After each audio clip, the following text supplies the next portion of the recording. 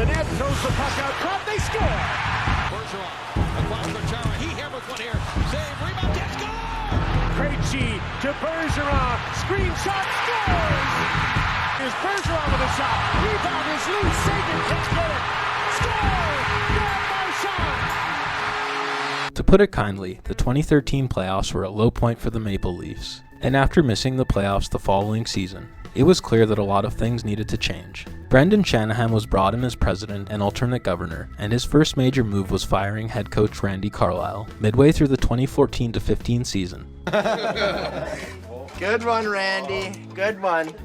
Burn! Peter Horacek took over on an interim basis, and the Leafs proceeded to set a new franchise record, going 11 straight games without winning.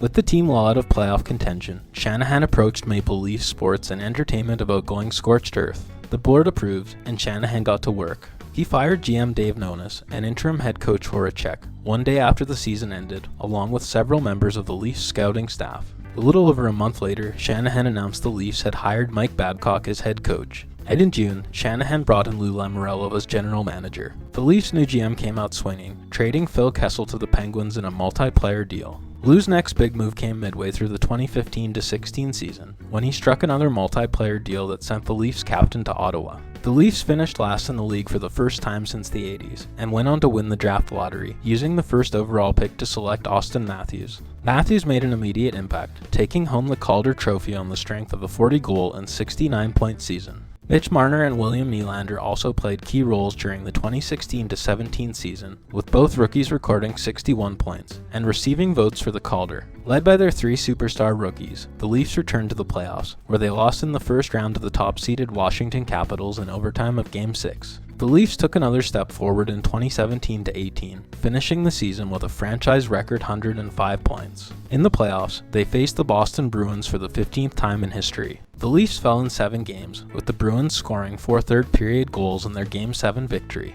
That summer, Shanahan shook up the front office, transitioning Lamoriello into a role as a senior advisor, and promoting 31-year-old assistant GM Kyle Dubas to general manager. Shortly after the announcement, Lamoriello and assistant GM Mark Hunter left the Leafs organization, leaving Dubas and Shanahan alone at the top. Dubas burst onto the scene with guns blazing, signing John Tavares to a 7-year deal worth $77 million. Tavares rejected higher-paying offers in favor of joining the Leafs, including a 7-year, $91 million offer from the Sharks that would have made him the highest-paid player in the NHL. He cited Toronto's chances as a Stanley Cup contender, as well as living out his childhood dream to play for his hometown team, as his reasons for signing with the Leafs. At the time, the deal was seen as a home run. Tavares scored in his first game as a Leaf, recorded a hat trick in his third game, and finished the season with 47 goals and 88 points. While his big free agent signing was lighting it up, Dubas was engaged in a well-publicized contract dispute with restricted free agent William Nylander. The Swedish forward sat out the first 2 months of the season,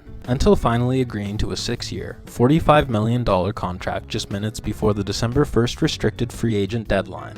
Dubas followed up the Nylander extension by locking up Matthews with a 5-year extension worth a little over $58 million. Despite the contract drama, the Leafs had regular season success in 2018-19, finishing third in the Atlantic Division with 100 points. That set up another matchup with the Bruins in round 1 of the playoffs. Once again, the Leafs fell in 7 games, with the Bruins taking Game 7 by a score of 5-1. With the fanbase growing restless after 3 consecutive first-round exits, Dubas prepared for a busy summer. His first order of business was trading Nazem Kadri to the Colorado Avalanche in exchange for Tyson Barrie, Alex Kerfoot, and a 6th-round pick. He also had to deal with another contract dispute, this time involving Mitch Marner, which lasted through the summer and into training camp. Marner eventually signed a 6-year extension worth just over $65 million. Dubas also spent his first couple of seasons adding to the front office, bringing in Haley Wickenheiser as the assistant director of player development, and hiring additional scouts by introducing a system of blind evaluations, where scouting reports by potential hires were submitted anonymously to remove bias from the hiring process. Dubas was an advocate of diversity, believing that increasing the diversity of the Leafs staff would improve performance. Just over a month into 2019-2020, Shanahan announced the firing of Mike Babcock. It was reported that Babcock asked Mitch Marner to rank his teammates in order of their work ethic, and later shared the list with the team. As a replacement, Kyle Dubas promoted Marlies coach Sheldon Keefe, who he previously worked with on the Sault Ste. Marie Greyhounds and the Marlies. The Leafs struggled through the season, with the low point coming in February, when they lost a game to the Hurricanes while David Ayres was in net. Ayres was a Zamboni driver who worked for the Leafs, who was thrust into action as the emergency backup when both Hurricanes goalies were injured during the game. It was the first time in NHL history that an emergency backup recorded a win, and the occasion inspired one of Steve Dangle's most iconic videos. The Toronto Maple Leafs lost an actual National Hockey League game to a 42-year-old Zamboni driver who works for them! A few weeks later, the season was suspended because of COVID-19.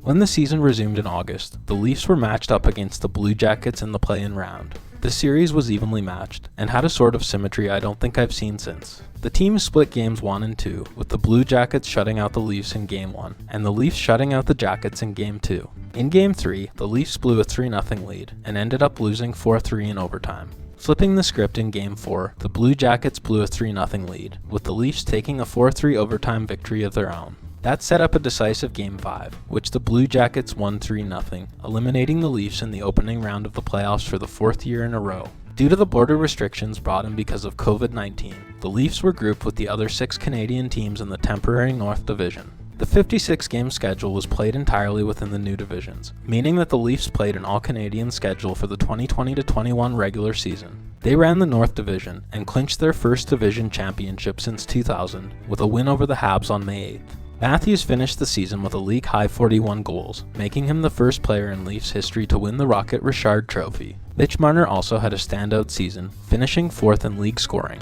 The Leafs drew the Montreal Canadiens in round 1, who'd finished 4th in the division, 18 points behind the Leafs. In Game 1, Leafs captain John Tavares was clipped in the head by Corey Perry and was taken off the ice on a stretcher. After dropping Game 1, the Leafs responded with a 5-1 win in Game 2, which marked the franchise's first playoff win over the Habs since their 1967 Stanley Cup clinching game. Jack Campbell was outstanding for the Leafs in Games 3 and 4, allowing just 1 goal in 2 games, to help the Leafs take a commanding 3-1 series lead.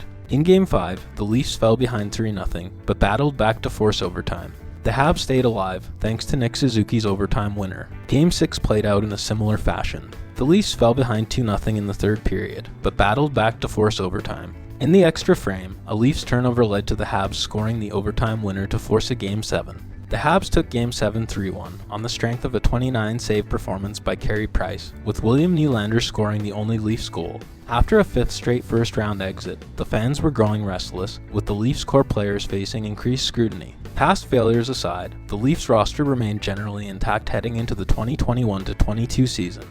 Aided by the deadline arrivals of Mark Giordano and Colin Blackwell, the Leafs set franchise records with 54 wins and 115 points. Auston Matthews also had a standout season, taking home the Hart Trophy on the strength of his 60 goals and 46 assists in 73 games. They finished second in the Atlantic, setting up a matchup with the Lightning in round 1. They started strong, defeating the Lightning 5-0 on the strength of 2 goals from Matthews and a Jack Campbell shutout. The Leafs fell 5-3 in Game 2, but bounced back with a 5-2 victory in Game 3. They lost Game 4 7-3, but bounced back again with a victory in Game 5, setting up an opportunity to advance to the second round for the first time since 2004. Nylander is striding in there for Toronto, and the scores! Nylander put that through the Leafs, and the Leafs are ahead 2-0. In Game 6 in Tampa, the Leafs erased a 2-goal deficit, but ultimately fell when Braden Point scored in overtime, setting up a decisive Game 7 back in Toronto. The Leafs lost 2-1, marking the 6th consecutive year they bowed out in the first round. To make matters worse, the Panthers advanced to the second round for the first time since 1996, meaning the Leafs held the NHL's longest active series win drought. Can I show you something? From Stats by Stats, they yell the second one. The Maple Leafs are the first team in MLB, NBA, NHL history to lose a winner-take-all game in the opening round of the playoffs 5 years in a row.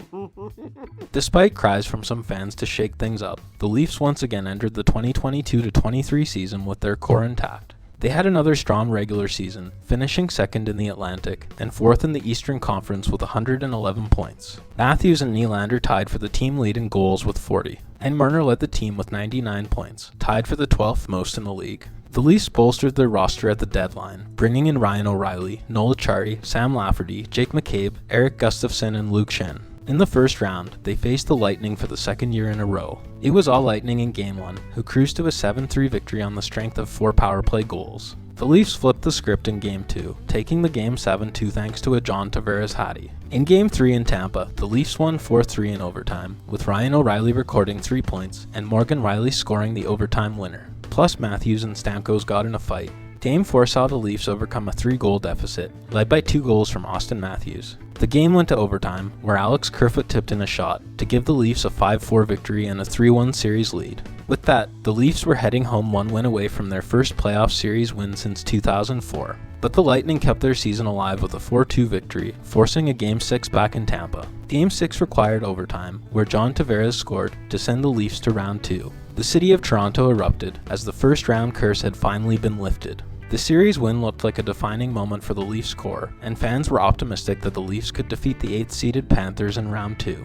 The Panthers opened the series with a 4-2 win, and took a 2-0 series lead with a 3-2 victory in Game 2. The Leafs jumped out to a 2-1 lead in Game 3, but the Panthers answered back to force overtime, and took a commanding 3-0 series lead thanks to Sam Reinhart's overtime winner. The Leafs stayed alive with a 2-1 victory in Game 4, setting up another must-win game in Toronto. They fell behind in the first, but battled back to force overtime, thanks to goals from William Nylander and Morgan Rielly. Plus, they had to overcome a controversial disallowed goal. OT went back and forth for 15 minutes, until Nick Cousins scored the series winner to eliminate the Leafs from the playoffs. Despite breaking the first round curse, the Leafs core players struggled in round 2, and the narrative around their inability to get it done in the playoffs continued. Just weeks after being eliminated, the Leafs fired Dubas. There had been questions around Dubas the whole season, but Shanahan indicated his decision was made in the span of a few days, and that the team had intended to bring Dubas back until his disastrous end-of-season press conference. A power struggle between Shanahan and Dubas was partially to blame for the split, with one Leafs insider saying it was like an episode of Game of Thrones. Shanahan told his side of the story at a surprisingly detailed press conference, sharing that the parties were working on an extension, until Dubas publicly expressed doubts about returning at his media availability, citing stress to his family. Dubas ultimately decided he wanted to stay. But the press conference, combined with a new proposed contract and a late-night email from Dubas, convinced Shanahan to let him go. The Leafs replaced Dubas with Brad Treliving, who stepped down as the Flames' general manager earlier in the offseason. Since Treliving was still under contract with the Flames, they put a restriction in place that he couldn't join the Leafs at the draft table until the Flames completed their pick at 16. After their new GM joined them on the draft floor, the Leafs drafted Easton Cowan 28th overall. After the draft, Treliving got to work adding pieces that he felt would strengthen the Leafs' chance to win in the playoffs. His additions included Tyler Bertuzzi, John Klingberg, Max Domi, and Ryan Reeves. With some additions working out better than others, the Leafs had another strong season, finishing 3rd in the Atlantic and 5th in the East with 102 points. William Nylander entered the season with 1 year left on his deal, and Treliving was at work trying to negotiate an extension. Nylander strengthened his bargaining position by beginning the season on a 17-game point streak, including 5 points in the 2 games the Leafs played in his home country of Sweden as part of the NHL's Global Series. After lots of back and forth and speculation, the Leafs signed Nylander to an 8-year, $92 million contract in January. The season was also defined by Auston Matthews' chase for 70 goals. He ended up coming up 1 goal short, but ran away with the Rocket Richard. The Leafs drew the Bruins in the first round for the 4th time in 11 seasons, having lost the previous 3 meetings in 7 games. The Bruins dominated Game 1 with a 5-1 victory, but the Leafs answered back in Game 2, taking the game 3-2 thanks to Auston Matthews' game-winning goal. In Toronto for Games 3 and 4, the Bruins took a commanding 3-1 series lead, and fans and media were ready to blow things up after yet another disappointing playoff run. But then, as the Leafs always do, they restored hope by winning Games 5 and 6 to force a Game 7. For just the second time in the series, both Matthews and Nylander were in the Leafs lineup for Game 7, as both had been dealing with mysterious ailments. But shortly before the game, it was revealed that Joseph Woll was injured, so Ilya Samsonov would be starting in net.